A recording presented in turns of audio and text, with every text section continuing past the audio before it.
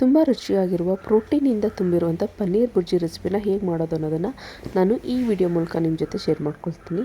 ಅದಕ್ಕೂ ಮುಂಚೆ ಎಲ್ಲ ಹೋಮ್ ಶೆಫ್ಗಳಿಗೂ ಈ ನನ್ನ ಹೋಮ್ ಶೆಫ್ ಚಾನಲ್ಗೆ ವೆಲ್ಕಮ್ ಮಾಡ್ತಾ ಕೊನೆವರೆಗೂ ಈ ರೆಸಿಪಿನ ನೋಡಿ ಇಷ್ಟವಾದಲ್ಲಿ ಸಬ್ಸ್ಕ್ರೈಬ್ ಮಾಡಿ ಅಂತ ಹೇಳ್ತಾ ಇವತ್ತಿನ ರೆಸಿಪಿನ ಸ್ಟಾರ್ಟ್ ಮಾಡೋಣ ಬನ್ನಿ.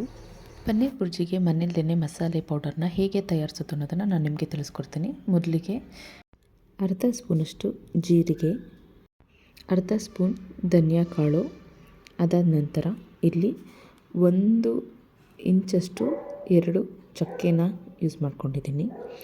ಅದಾದ ನಂತರ ಅರ್ಧ ಸ್ಪೂನಷ್ಟು ಸೋಂಪು ಕಾಳನ್ನು ನಾನಿಲ್ಲಿ ಬಳಸ್ಕೊಳ್ತಾ ಇದ್ದೀನಿ. ಇಷ್ಟು ಪದಾರ್ಥನ ಸ್ವಲ್ಪ ಬ್ರೌನ್ ಕಲರ್ ಬರೋವರೆಗೂ ಸ್ವಲ್ಪ ಇಲ್ಲಿ ನಾವು ಫ್ರೈ ಮಾಡ್ಕೋಬೇಕಾಗುತ್ತೆ. ಲೋ ಫ್ಲೇಮಲ್ಲೇ ಫ್ರೈ ಮಾಡ್ಕೊಳ್ಳಿ.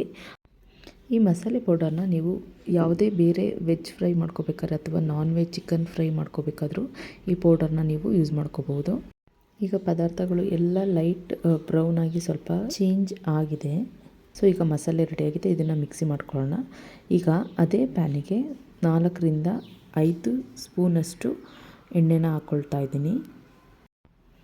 ಅರ್ಧ ಸ್ಪೂನಷ್ಟು ಜೀರಿಗೆ, 3 ರಿಂದ 4 ಹಸಿಮೆಣಸಿನ್ಕಾಯಿನ ಚಿಕ್ಕದಾಗಿ ಕಟ್ ಮಾಡ್ಕೊಂಡಿದ್ದೀನಿ. ಇಲ್ಲಿ ಮೆಣಸಿನ್ಕಾಯಿ ಖಾರ ಬಿಡೋವರೆಗೂ ಸ್ವಲ್ಪ ಫ್ರೈ ಮಾಡ್ಕೊಳ್ಳೋಣ. ಇಲ್ಲಿ 3 ಮೀಡಿಯಮ್ ಸೈಜ್ ಈರುಳ್ಳಿನ ನಾನಿಲ್ಲಿ ಸಣ್ಣದಾಗಿ ಕಟ್ ಮಾಡಿಕೊಂಡು ಹಾಕ್ಕೊಳ್ತಾ ಇದ್ದೀನಿ. ಅದಾದ ನಂತರ ಇದನ್ನ ಸ್ವಲ್ಪ ಫ್ರೈ ಮಾಡ್ಕೋಬೇಕಾಗುತ್ತೆ. ಸ್ವಲ್ಪ ಕಲರ್ ಚೇಂಜ್ ಆಗೋವರೆಗೂ, ಲೈಟ್ ಪಿಂಕ್ ಆಗೋವರೆಗೂ ನಾವಿಲ್ಲಿ ಈರುಳ್ಳಿನ ಫ್ರೈ ಮಾಡ್ಕೊಳ್ಳೋಣ. 2 ಮೀಡಿಯಮ್ ಸೈಜ್ ಗಾತ್ರದ ಟೊಮೊಟೊನ ಸಣ್ಣದಾಗಿ ಕಟ್ ಮಾಡಿಕೊಂಡು ಇಲ್ಲಿ ಹಾಕ್ಕೊಳ್ತಾ ಇದ್ದೀನಿ. ಇದನ್ನು ನಾವು ಸ್ವಲ್ಪ ಫ್ರೈ ಆಗಬೇಕು. ಸ್ವಲ್ಪ ಟೊಮೆಟೊ ಎಲ್ಲ ಸಾಫ್ಟ್ ಆಗೋವರೆಗೂ ನಾವಿಲ್ಲಿ ಫ್ರೈ ಮಾಡ್ಕೊಳ್ಳೋಣ. 1.5 ಸ್ಪೂನಷ್ಟು ಚಿಲ್ಲಿ ಪೌಡರ್ನ ಇಲ್ಲಿ ಯೂಸ್ ಮಾಡ್ಕೊಳ್ತಾ ಇದ್ದೀನಿ. 1/4 ಸ್ಪೂನಷ್ಟು ಅರಿಶಿಣ, ಅರ್ಧ ಸ್ಪೂನಷ್ಟು ಧನಿಯಾ ಪುಡಿ. ಇಲ್ಲೇ ತೋರಿಸಿದಂಥ ಪದಾರ್ಥನ ನಾನೀಗ ಮಿಕ್ಸಿ ಮಾಡಿಕೊಂಡು ಅದನ್ನು 1 ಸ್ಪೂನಷ್ಟು ಇಲ್ಲಿ ಯೂಸ್ ಮಾಡ್ಕೊಳ್ತಾ ಇದ್ದೀನಿ.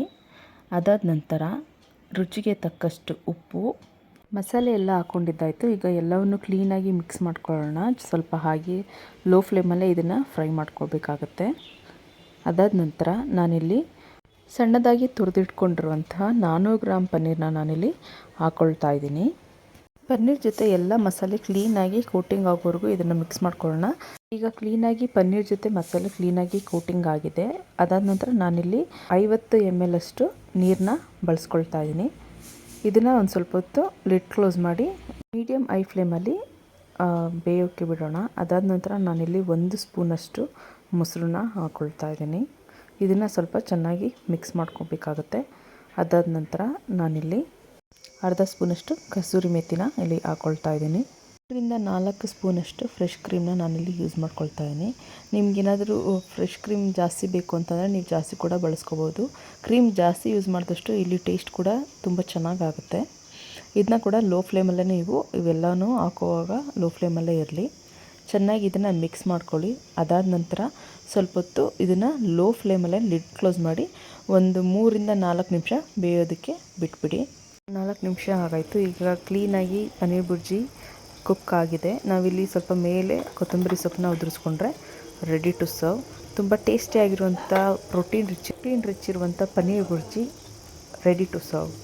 ವೈರಲ್ ಆಗಿರುವಂಥ ಟೊಮೆಟೊ ಮತ್ತು ಮಾವಿನಕಾಯಿ ಚಟ್ನಿನ ಹೇಗೆ ಮಾಡೋದು ಅನ್ನೋದನ್ನು ನಾನು ನೆಕ್ಸ್ಟ್ ವಿಡಿಯೋದಲ್ಲಿ ನಿಮ್ಮ ಜೊತೆ ಶೇರ್ ಮಾಡ್ಕೊಳ್ತೀನಿ. ಇನ್ನಷ್ಟು ಹೊಸ ರೆಸಿಪಿಗಳಿಗೋಸ್ಕರ ಈ ನನ್ನ ಚಾನಲ್ನ ಲೈಕ್ ಮಾಡಿ, ಶೇರ್ ಮಾಡಿ, ಹಾಗೆ ಸಬ್ಸ್ಕ್ರೈಬ್ ಮಾಡಿ ಅಂತ ಹೇಳ್ತಾ ಈ ವಿಡಿಯೋನ ಮುಗಿಸ್ತಾ ಇದ್ದೀನಿ. Thank you.